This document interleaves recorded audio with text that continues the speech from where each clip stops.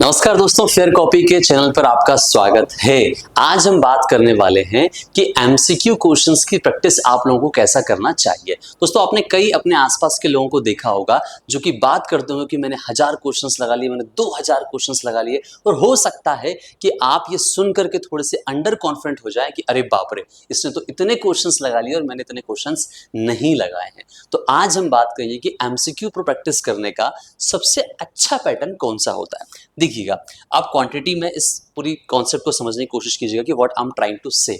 आप नंबर्स पर जाइए, पर जिस प्रकार से मैं भेजूं आपको वैसा। मान लीजिए कि आप 1000 क्वेश्चंस को सॉल्व करना चाह रहे हैं, ठीक है। ये अभी हम 1000 का मान लेते हैं, हो सकता है आपका टारगेट थोड़ा बड़ा हो, बट अभी हम 1000 की बात करेंगे। 1000 क्वेश्चंस अगर आपका अभी आपने सॉल्व करने का प्लान बनाया है, तो अब मैं आपको सजेस्ट करूंगा कि नहीं, आप 1000 नहीं करेंगे, आप केवल और केवल 700 क्वेश्चंस एमसीक्यू के सॉल्व करेंगे। अब मैं ऐसा क्यों कह रहा हूं, आप समझिएगा पूरी बात। 700 करेंगे तो क्या होगा, जब आप क्वेश्चंस करने के लिए जाएंगे तो आप एक बात का बिल्कुल ख्याल रखेंगे, क्या कि जो भी क्वेश्चंस आप सॉल्व करें तो उनको अपन को 3 कैटेगरी में बांटना है। कितनी कैटेगरी में बांटना है अपन को? उनको 3 कैटेगरी में उनको अपन को बांटना है। पहला, कि एक ऐसा गोला मारेंगे आप कि भाई मैं श्योर हूं कि इसका आंसर क्या होगा, बी है। क्वेश्चन नंबर मान लीजिए 1 है और आपको लग रहा है कि इसका आंसर बी है, तो आपने बी को गोला मार दिया। कहीं पर आपको लग रहा है, दूसरी कैटेगरी आप उसकी रखेंगे कि मैं क्वेश्चन नंबर 2 पे पहुंचे, अब आपको लग रहा है मान लीजिए कि यार इसका आंसर तो बी है, बट मुझे कहीं ना कहीं सी भी लग रहा है, मतलब you are confused between B and C. तो अब आप क्या करेंगे, पर फिर भी हमारे अंदर से आवाज आती कि नहीं यार, बी और सी में कंफ्यूजन है, बट मैं बी को टिक मार रहा हूं। तो आप ऐसा गोला मारिए प्रैक्टिस करते समय कि इसका आंसर बी है, बट उसके साथ एक छोटा सा हिंट जरूर छोड़िएगा। गोला मारने के साथ उसको ऐसा अंडरलाइन कर दीजिएगा। ये अंडरलाइन का मतलब क्या हो गया कि भाई मैंने मारा तो इसका आंसर बी है, बट मैं श्योर नहीं हूं अभी, क्योंकि हम प्रैक्टिस कर रहे हैं। आपको पता होना चाहिए कि मुझसे क्या बन रहा है, क्या नहीं बन रहा है, और जो सवाल आपसे ना बने उसको आप बिल्कुल खाली छोड़ दीजिएगा। अब ये 3 कैटेगरी आपके पास पहुंच चुकी है। मैं श्योर हूं इसका आंसर फलाना है, मैं श्योर नहीं हूं बट मुझे आंसर पता है, बट मैं श्योर नहीं हूं और मुझे आंसर बिल्कुल पता नहीं है। जब आप ऐसा करके चलेंगे, क्वेश्चंस को प्रैक्टिस करेंगे। अब आपने कितने क्वेश्चन सॉल्व किए दोस्तों? 700 क्वेश्चन सॉल्व किए।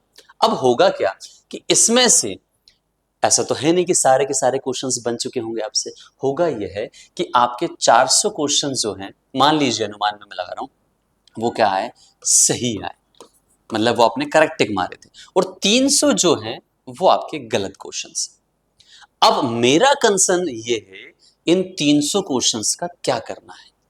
अब क्या होगा, जो 300 क्वेश्चंस आपसे नहीं बने हैं, बस यही चीजें आपकी कॉन्सेप्ट बिल्डिंग कराएंगे। 300 क्यों नहीं बने? 300 इसलिए नहीं बने क्योंकि हमें कहीं ना कहीं वो चीज नहीं आती है, ध्यान रखिएगा, ठीक है। क्योंकि प्रैक्टिस करते समय समय की थोड़ा देखते हैं हम लोग कि समय कम पड़ गया हमको, ठीक है जी। तो 300 चीजें हमसे नहीं आती। अब क्या करेंगे हम लोग, ये देखेंगे कि मान लीजिए कि हमें ये लग रहा था कि इसका आंसर फलाना ए होना चाहिए, हमने मारा, इसका सही निकला आंसर, बहुत बढ़िया, हमने ए मारा था और ए ही निकला, बहुत अच्छी बात है, कोई दिक्कत नहीं। मान लीजिए कि हमें लग रहा था कि ए था आंसर, बट आंसर निकला बी।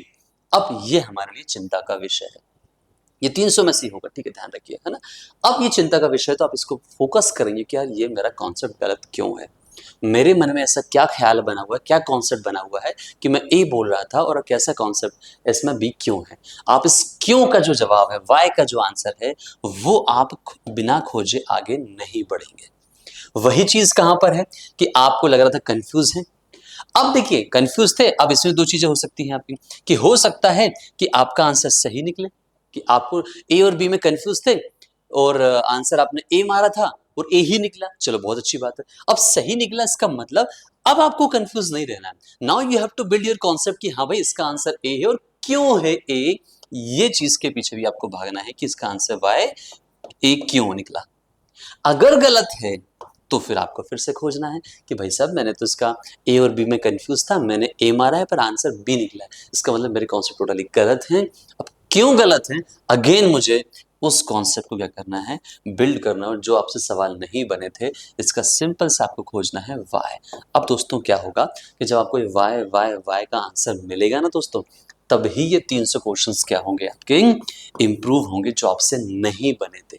और ध्यान रखिएगा कि जैसे ही आपने क्वेश्चंस इम्प्रूव कर लिए, ये आपने कॉन्सेप्ट क्लियर कर लिए, अब आपको लग रहा होगा कि अब तो मैं कर दूंगा। नहीं, साइकोलॉजी समझा रहा हूँ, मनोविज्ञान समझा रहा हूँ कि आप इन 300 क्वेश्चंस को एक बार वाई वाई वाई कर चुके हो। अब दोबारा से इन 300 क्वेश्चंस को आप सॉल्व करोगे, इन 400 क्वेश्चंस को आप सॉल्व नहीं करोगे, 300 करने के लिए जाओगे। मैं गारंटी कह रहा हूं कि आप इस बार सिर्फ 200 सही कर पाओगे, 100 आपके फिर भी गलत हो जाएंगे। क्यों?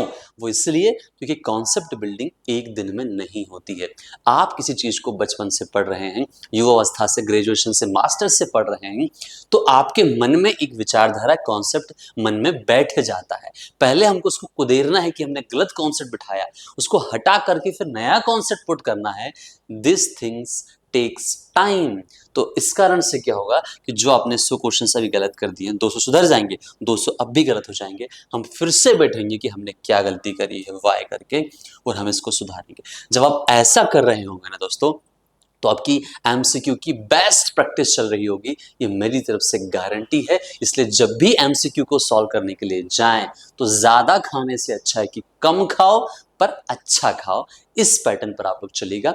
अगर आपको ये जानकारी अच्छी लगी है तो थोड़ी सी मदद मेरी करना कि चैनल को सब्सक्राइब करते जाना, लाइक के बटन दबाना और अच्छा सा कमेंट भी करके जाना, मुझे अप्रिशिएट करने के लिए। और अगर हो सके तो इस चीज को अपने छोटे भाई बहन, जो भी दोस्त संबंधी हैं, उनको शेयर जरूर करना। मैं फिर मिलूंगा कुछ नया लेकर के, तब तक के लिए आप सभी लोगों को नमस्कार।